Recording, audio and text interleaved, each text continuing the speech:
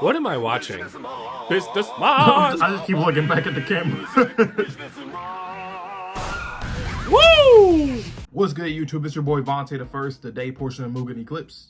Aye, and it's me, Mr. Twitchy. We're on the hunt for Nessie today because this is Dandadan Season 1, Episode 9 today. Indeed. And happy Thanksgiving to all those that celebrate it, or good morning, good night, good evening, good afternoon. If you don't celebrate it, welcome nonetheless. We're here to feast with Dandadan.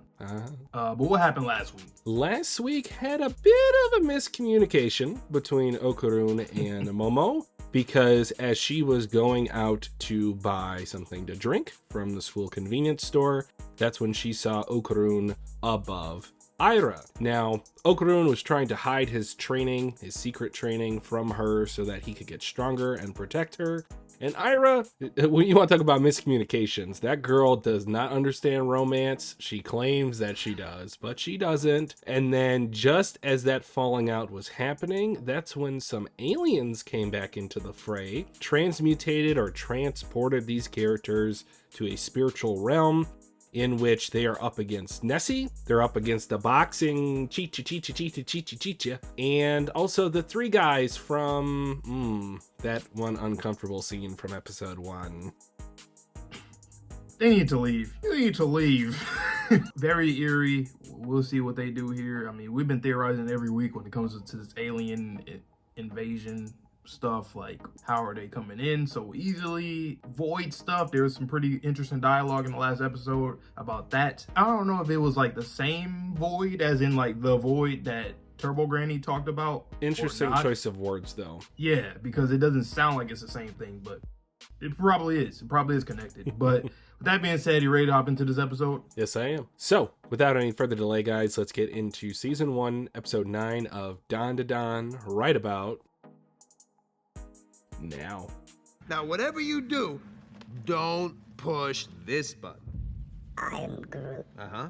I am Groot. That's right. I am Groot. No! No, that's the button that will kill everyone! Yeah, the transformation.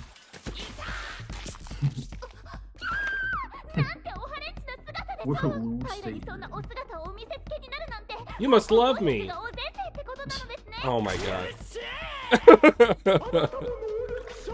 Make him stop talking. The other two could probably talk, but not him. Why he talk like that? Stop.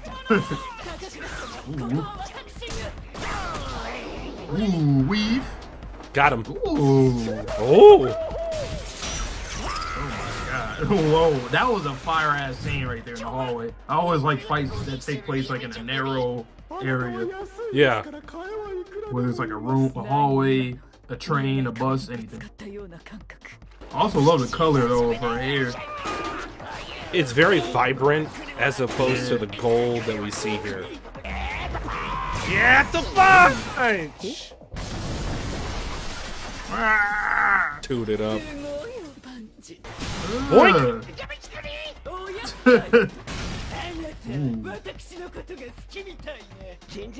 Not one bit. Damn! They love that shot when it comes to those kicks. I love it too! Perspective. What they did with Momo too a few times. Ah, my head is stuck! Good change of voice to show that she's losing the powers. Serpo. Who is this VA? I think this is still Zoro's VA. They just really pitched it up. That is more terrifying. That is his VA. I'm the MC. Ow! What's with this camera work? I don't know. Pause. Pause. The awesome zone. Very much not. Imagine waking up seeing these aliens around you. Ow! Oh, come on. That's just not nice. Ooh, Head the butt, though. MC headbutt. Every MC has to do that at least once in Shonen. Indeed, you Thank know what it goodness. is. It's the real. That's the first thing she had to address before them. Obviously. Dun, dun, dun.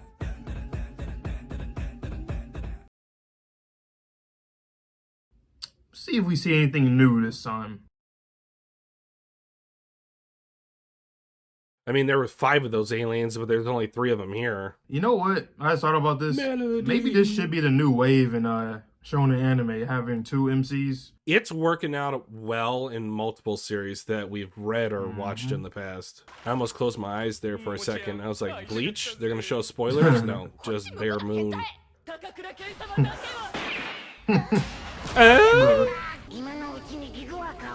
Gig worker? Okay. You just say labor. He did. What the hell? Anything but that. Oh no.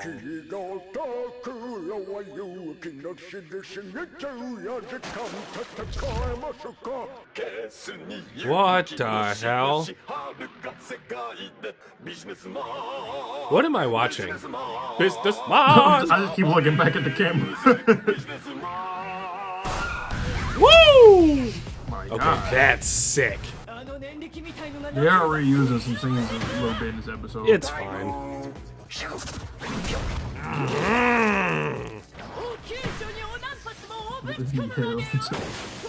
Oh, lay! You guys are way too close.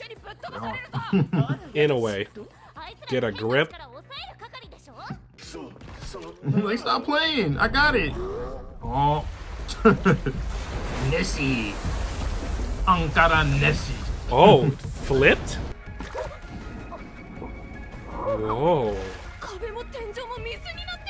I wore green today, guys, and it might mess with my green screen, but this is a great episode for that. You know what's hilarious? Right before we started, I put on my hoodie because I had a green shirt on, and I knew it wasn't going to work well, and I tested it out. I was like, oh yeah, nope. I did it anyway. Dead. Oh my God. Godzilla.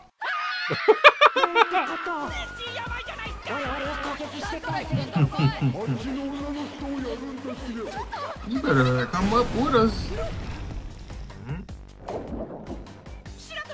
So you gotta move him into like an air pocket. Or not. Is he drowning? Say, bro, don't got gills.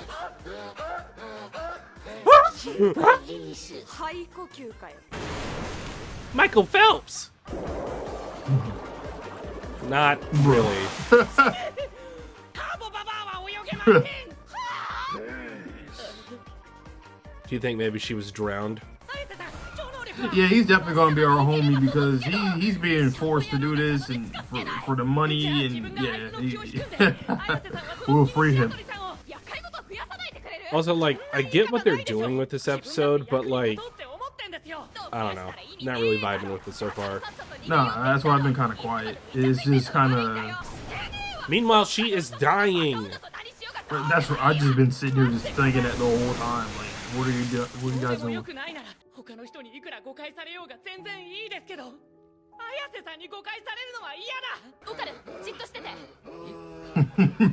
That boy going through it back there.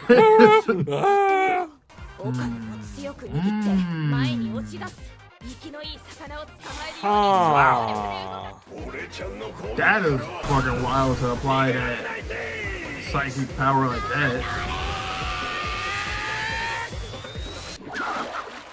What is this show?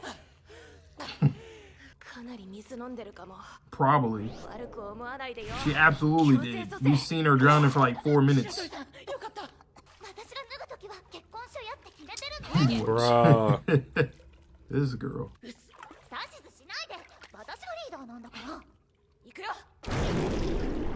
Swag tag team.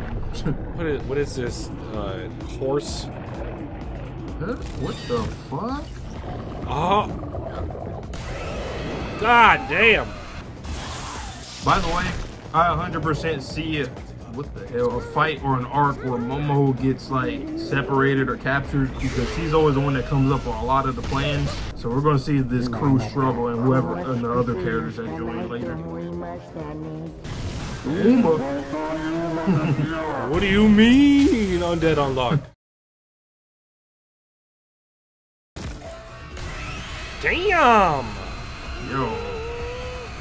Yeah, I 100% see an arc like that where she gets captured for sure. Cause she always has to facilitate and be the leader. I can't keep up with this, so. God damn.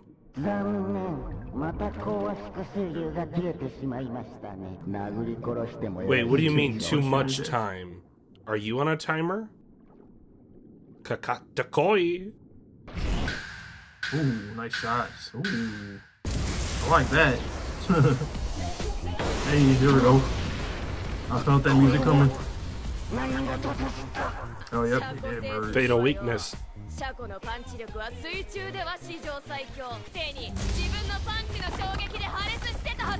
Oh. There we go. Use that hair. Ew, he's gonna glide down it? Yo, the ideas that they come up with for these combo attacks in this series is wild. Ooh! Bang! Yo. Ooh. That's a shot. Twitter's undefeated, guys. And this is something I've seen before the series even started, but I definitely seen it today as well.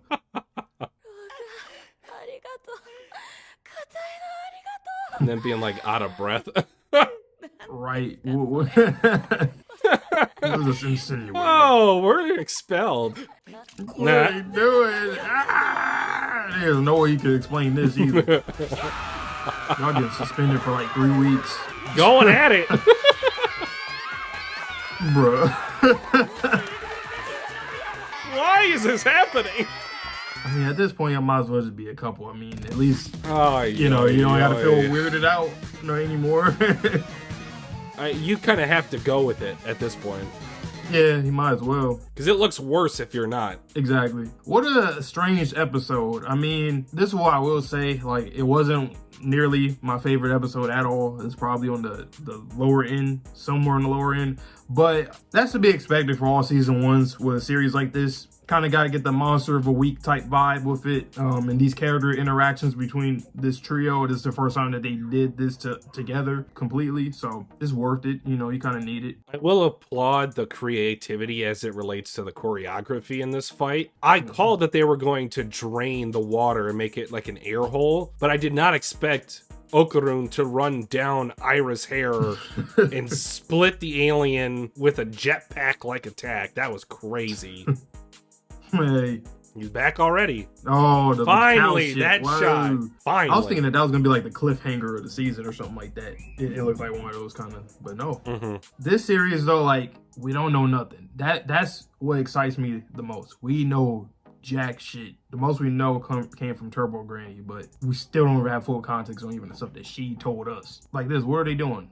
Why are they abducting the cow? And it seems like that has a huge significance because, I mean, it's in the OPE. We see it at this next episode, but that's that episode.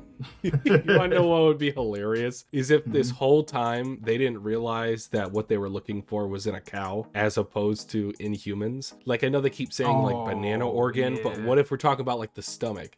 Because cows have multiple stomachs, and they're like, we could have got a 3-for-1 deal over here at the farm up the street. You know what's funny about that too? I think that would be a huge plot twist in itself, where it will come off as like pretty comedic, but then there's like the next batch of aliens that are actually coming here to get humans. Now that would be frightening because these guys are like the Team Rocket version. Exactly. Yep. That's exactly what I'm about to say. Like, they're creepy, but they're like Team Rocket essentially. So now that would be something that I can see this season ending off on. And even like the Serpians coming here, this is the second time they came here. Who knows? They might end up like talking to another species of aliens or something, or the word might get out that like, we keep coming here, we We can't. We just cannot do what we needed to do. And then we finally did with the cows or whatever. I mostly say it because of Momo, her having psychic abilities pretty superior to theirs in certain ways from what we've seen so far. I'm starting to think maybe Earth has like a phenomenon where both yokai and aliens are a thing, while like other planets might not have both. They might have like, say like there's other planets that had no connection with aliens at all. They only had yokai, or a planet that only has like aliens but they have no yokai spirits or something like that. And then our planet is just the one that has both. I mean, that could be related to the deal that was broken, because we know that humans, as far as we can tell, are the only species that produces ghost. So it's not like other alien species, at least that we've seen so far. They would not be able to produce ghost or yokai or spirits in that regard. Maybe it's like a forbidden or taboo thing that they did, that humans did or something, where they basically created the phenomenon of ghost. And maybe that's why the void was created, to like terminate sinners or people that are committing taboo. Or even just to negate or to reduce the amount of the yokai population, because we know that yokai can somewhat be killed, because that happened to Acro Silky, but that took a lot. So I know that Turbo Granny / Dodoria was also saying that there's a lot of like spirit gods within different regions, and that's just within like a prefect of Japan. That's not to say there's not other countries in the world. So how many yokai are there? Like the void might be the only reset button available in order to reduce the population or control the population of the yokai. Your people broke the promise. You broke the deal. Yeah, I feel like they might have created that phenomenon of ghosts, spirits, yokai. And we talked about this before, like it seems like it's a way to obviously gain more power. And then also with the thing that we learned a few episodes ago about objects, like utilizing objects to pretty much come back to life or gain more power. I don't know, maybe humans get a little dirty over here doing some crazy shit. And who knows, there might be an even bigger ploy where there's also aliens that are in on this as well, or something like that. Another point I want to bring up before we get out of here is the aspect of the void to where you are forgotten by all those in the past and present. That seems strange to you, doesn't it? Because I can imagine you just not existing anymore, but why would the memories of you have to be erased? I feel like that's an aspect of the void that was created to I don't know, in some way I feel like maybe the aliens, like they did that to the void as a punishment, maybe to humanity. I think as a punishment, but also just because, so that you don't, it's kind of like in One Piece with the void century, so that nobody, or in real life with history, you know, can replicate whatever it was that was the sin. Yeah, to destroy, so that people don't know anything of this. So it's like, okay, you're gonna forget this person, this yokai spirit completely. They're gone, forgotten, nothing.